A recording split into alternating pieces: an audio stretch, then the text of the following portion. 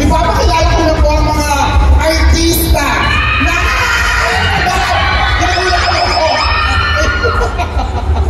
eto na. Ipapakilala ko na ang mga gaganap, ang mga magbabalik at mga bagong karakter ng Lolong Bayani ng Bayan. So, umpisahan muna sa mga napaka-cute na tumaan kids. Nako. Ayan, nandito po meron tayo. We have Archon Banayra, Greg Lampago, and Riley Sofia. Napaka-cute ng mga to at napakagagaling. Ayan, find your eye. Charot. Ayan, sila po ang mga napaka-cute na bata na gaganap din sa Lolo, ang ating mga tumaan kids. Okay? Ayan, pagtapos din na po sila pag-piestahan, picturean, nandito din naman po ang ating mga atubaw. So, ayan, dito na tayo kids. Ang ating mga atubaw, we have Mr. Don Umali, Brent Valdez, and Sir Archie Adamos. Ayan.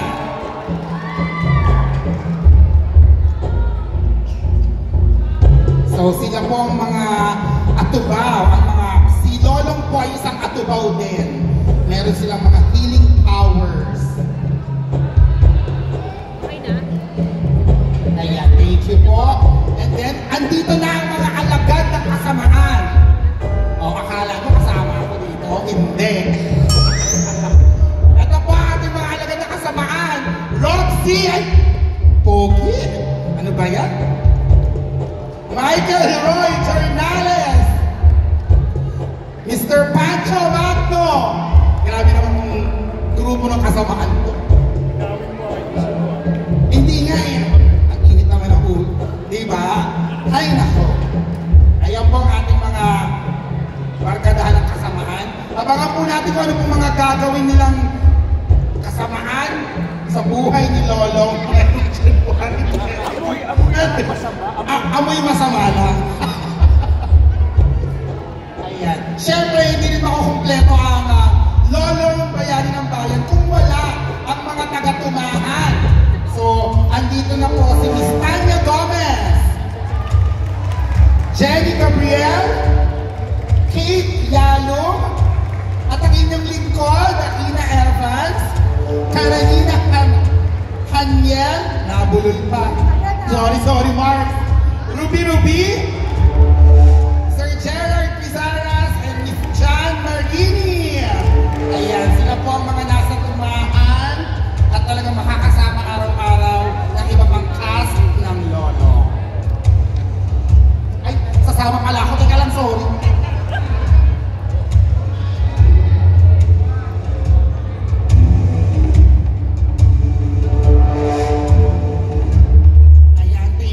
Pasensya na po, talagang double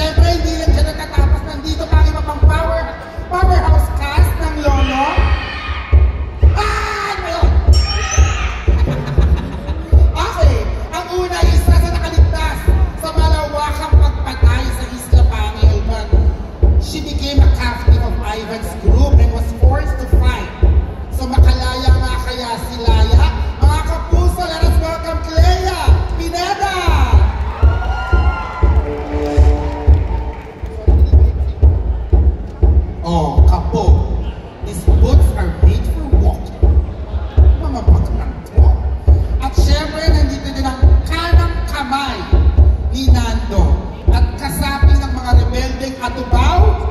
Maging kakampi kaya siya ni Lolong, ang kalabang si Bungo? We have Sir Rojun Cruz!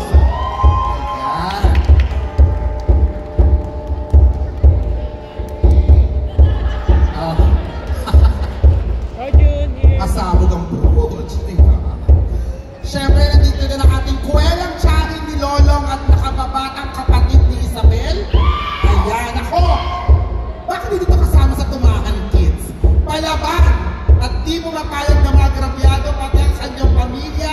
Nandito na ang bineterang si Jezebel, Miss Nikki Valdez! O, hindi ka matanda. Ano mo na?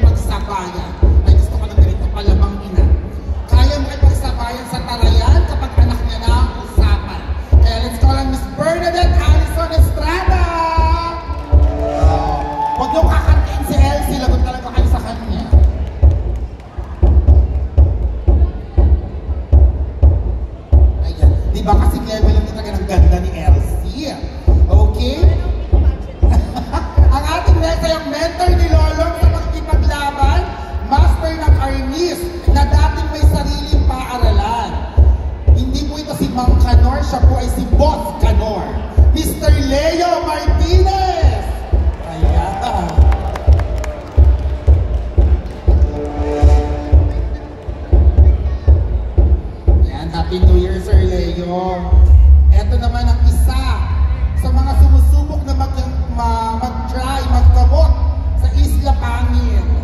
Ang tagapagpaalala kay Lolo ng kanyang ama at sa tunay na lakas ng mga lahing Atubaw. Narito muli si Ines na gagampanan na nag-iisang Miss Alma Concepcion.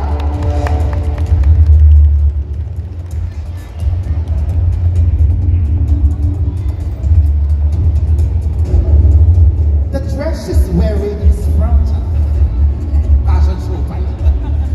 Joke lang. Ito naman, ito ang dating pinuno ng mga Atubaw. Bubuo ng samahan ng mga Atubaw. O diba, mag-welga yata sila. Na ang layunan ay pabagsakin si Julio, ang leader ng mga rebelde at ang lolo ni Lolo na si Nando. Gagampanan na nag-iisang Mr. Noni Buencamino.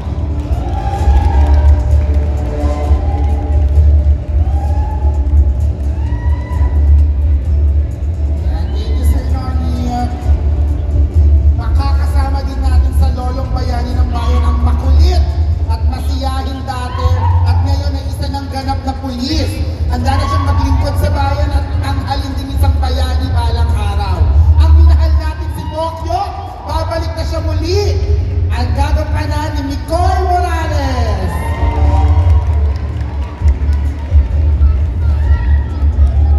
Guwapo mo? Nagkabala ka pa. Ayan, so, ngayon, ka-excited sa dahil pulis na ngayon si Micoy. Diba? Sa unang season, nabunyag na siya ay kapatid ni Lolo at isa rin palang Atubaw. Ngayon magbabalik na siya para gawin niya ang lahat para sa kanilang magkapatid. Narito na si Martin Paul Salas!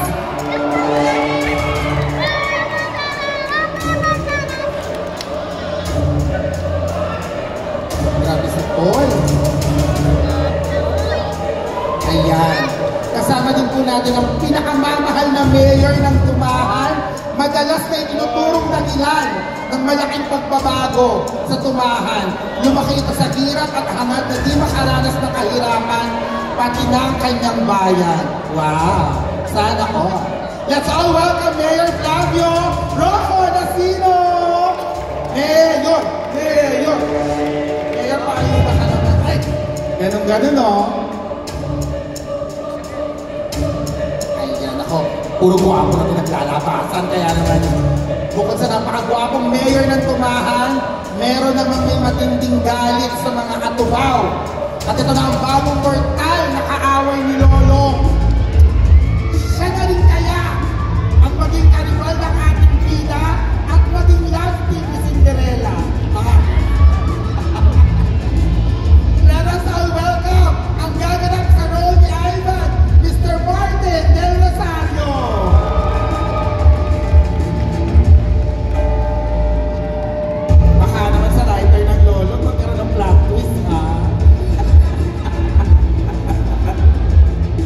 Ako pala yung mga katuluyan sa dulo. Ayan. Ano ba? Tayo pala, no? At ito, huling mamaluyan ng lahing Atubaw. Una sa kanya ang kapakanan ng mga Atubaw. Bago ang sarili, laban walang bawi. Nandito na si Karina, Miss Rochelle Pangilinan. Yan. Miss Rochelle is wearing a 4 inches high heels with a wonderful sequin gown made by the Atubaw for the Atubaw. Yes. Naku, abangan nyo ang kakaibang pagganap ni Miss Rochelle Pangilinan bilang si Karina. Ayan na. At syempre, ito na ang ating mga main cast ng Lolong Bayani ng Bayan. Yes, ito pre-main, ito main. Maalaga sa kanyang mga estudyante, lalo na sa kanyang minamahal na si Lolo. Siyempre nagbabalik bilang LC, ang super fresh, super pretty, Miss Shaira Diaz! Oh, ganun yun!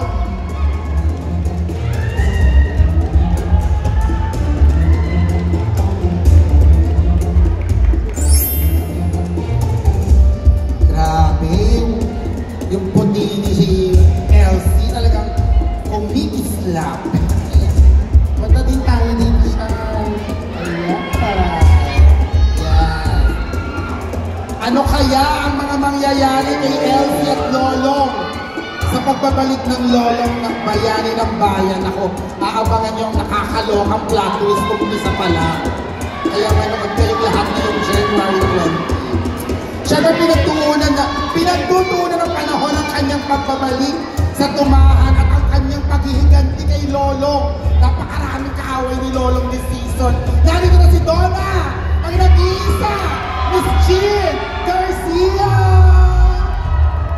So diba, ayan na. Legs to die for.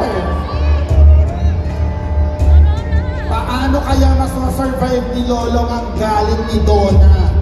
Nako, at meron pa mga bagong kalaban.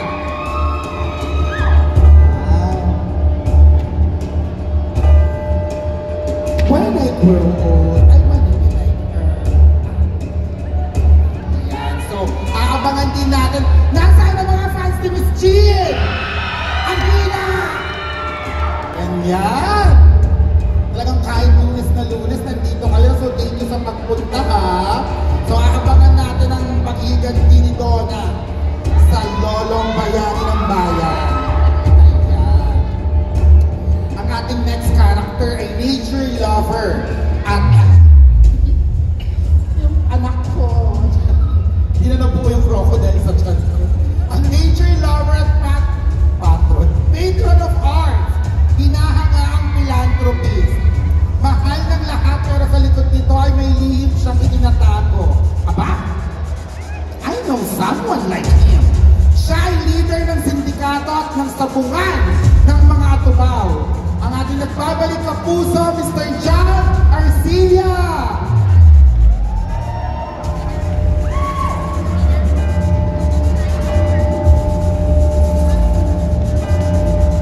Naku, may sabungan siya. Napadaan sa sabungan.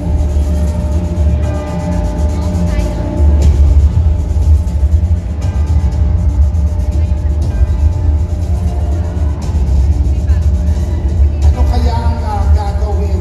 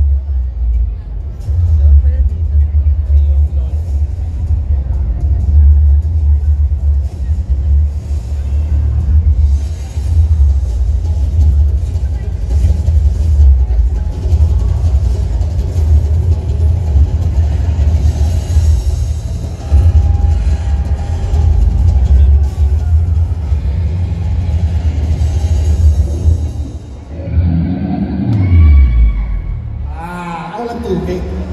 Bayani ng bayan! Ipagtatanggal ang mga naakyat ang lahi niyang atubaw, matulungin, may malasakit sa kapwa, at lumalaban sa tama. Mga kapuso, makakasama natin muli bilang Rolando Lolong Candelaria, ang primetime action hero at 2024 MMFF Best Supporting Actor.